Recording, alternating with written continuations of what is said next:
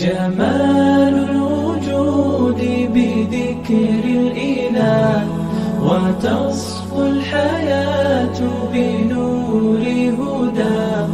جمال الوجود بذكر الإله، وتصفو الحياة بنور هداه. وتطلب نفس له طاعة، ويبلغ سعد إلى منتهى. فؤاد شغوف إلى ربه، أحب رضاه أحب لقاه.